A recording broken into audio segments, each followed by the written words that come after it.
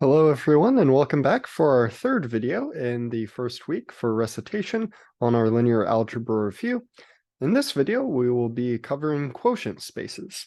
So quotient spaces are another topic from linear algebra, which are very important within the realm of algebraic topology and hence topological data analysis as well.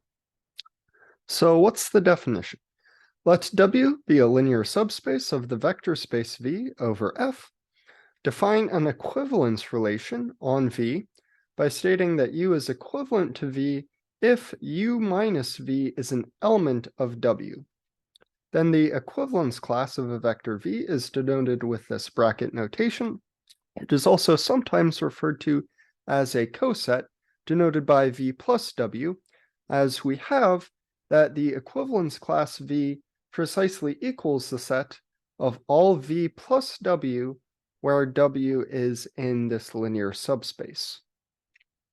The quotient space, V quotient W, is defined as V quotient this equivalence relation, or in other words, the set of all equivalence classes induced by the equivalence relation on V.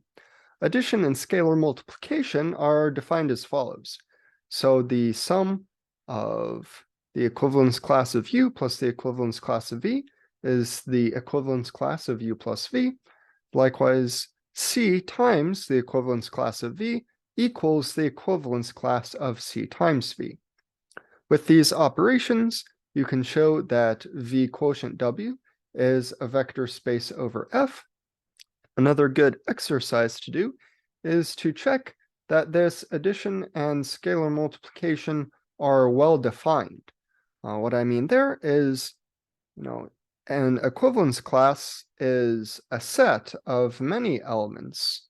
So here we're making a specific choice of elements U and V, and we want to show this is well defined, meaning that the specific choice of U and V from within these respective sets does not change the result. So you could take a different U and a different V and still get the same equivalence class on the right-hand side. Some simple examples. If you let V be R2 and W be the span of E2, this vector 0, 1, visually we would think of this as just the y-axis, then a basis for V quotient W is the equivalence class with representative 1, 0, or equivalently 1, 0 plus W. So that's one example. In general, if W has a basis W1 through Wn, and V has a basis W1 through Wn, and then some additional vectors V1 through Vm, then the additional vectors V1 through Vm, if you take the equivalence class of each of those, forms a basis for the quotient space V quotient W. As a corollary of this, if V is an n-dimensional vector space and W is an m-dimensional vector space with m strictly less than n, and here W needs to be, again, a linear subspace of V, then V quotient W is an n minus m dimensional vector space. Next, something which is related to quotients for our purposes, but more closely related in general to linear transformations, is the notion of composition of linear transformations. So if F from V to W and G from W to X are linear transformations, then the composition G of F from V to X is a linear transformation, where G of F of V is just G of F of V.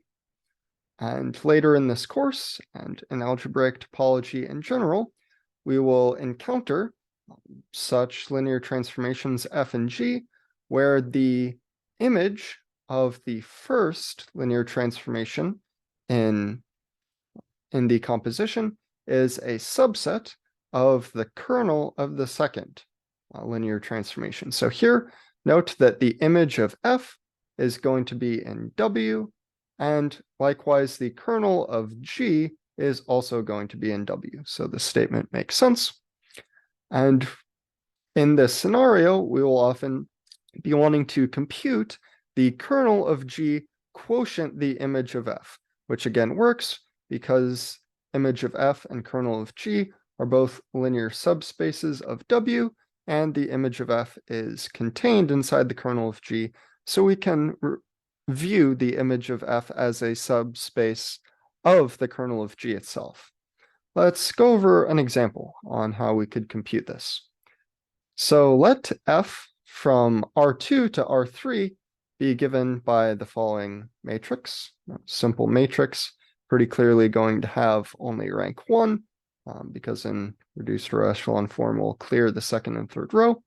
And G be the map from R3 to R3 given as follows, which pretty straightforwardly has rank 1 as well. Compute the reduced row echelon forms. Again, in each of these cases, we can clear everything below.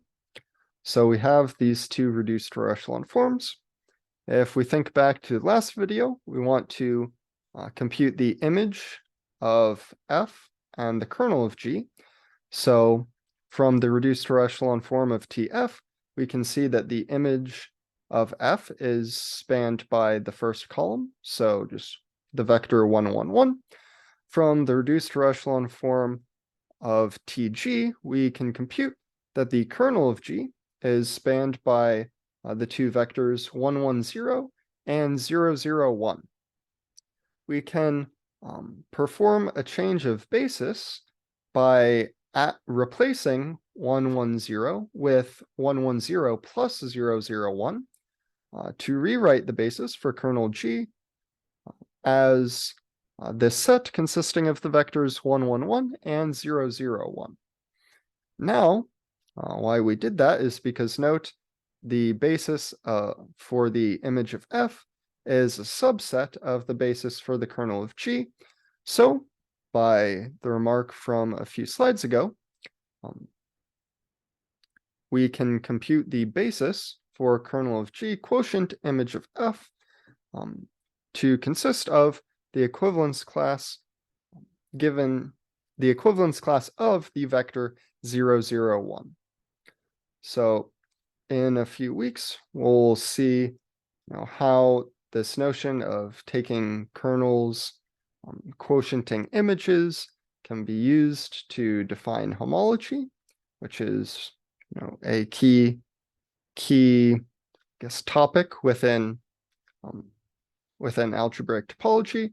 And we'll see that in most cases we can go about this through a slightly more efficient method, but this is the just more straight from the definitions way to go about computing such a quotient. So in the next and final video for this week, we will start working a little bit with MATLAB. So MATLAB is not the only software we will use in this course, but the primary software, and I'll give a little bit of intro and talk about some basic linear algebra things that we can do inside MATLAB. So I'll talk to you then.